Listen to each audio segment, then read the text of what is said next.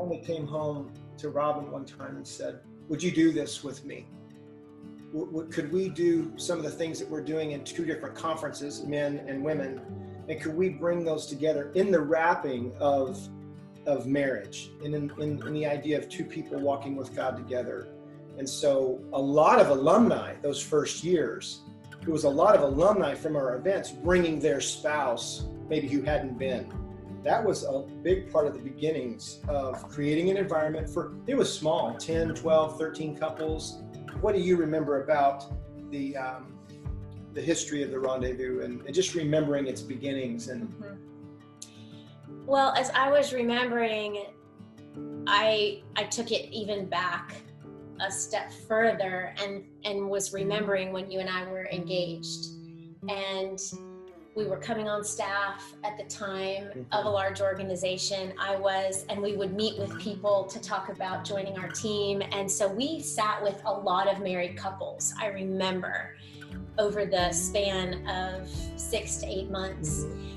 And friends and family and just a lot of married couples. And I remember it seemed like so often as they would ask us how we met and our story, and we would talk very excitedly about getting married and our future. And I just remember so often they would kind of look at each other. I remember kind of sharing this knowing look and kind of this smile that now seems a little bit, or not now, at the time it was like this smirk.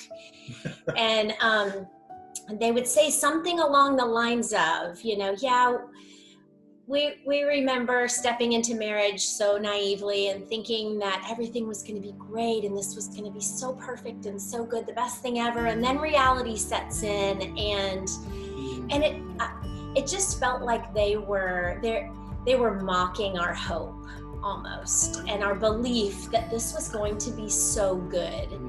And I just remember that even if not everybody said it in those words, I had that feeling more often than not.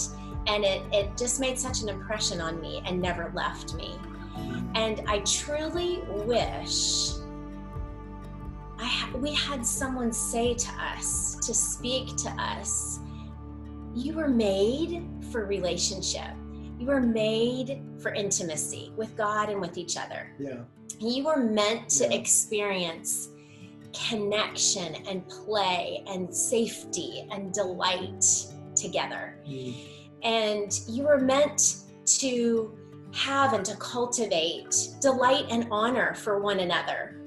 And that they could even say, marriage is hard. Marriage is messy. It is, you are broken people coming together, but there's beauty and there's the potential for beauty and goodness, and it has the potential and the invitation to bring joy and transformation as we engage each other in a way where growth can take place. I wish someone had spoken that over us. As Christians, we have intimacy and relationship with Jesus. We have the answer.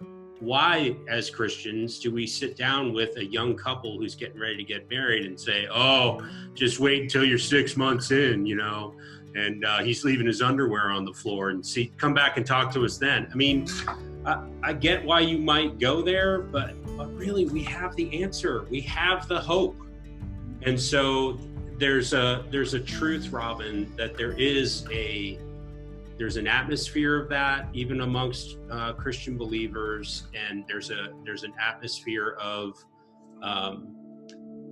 just because we've experienced maybe some difficulty, it's almost like Christians forget the hope that's available to us, in the context of our marriage, in the context of our lives.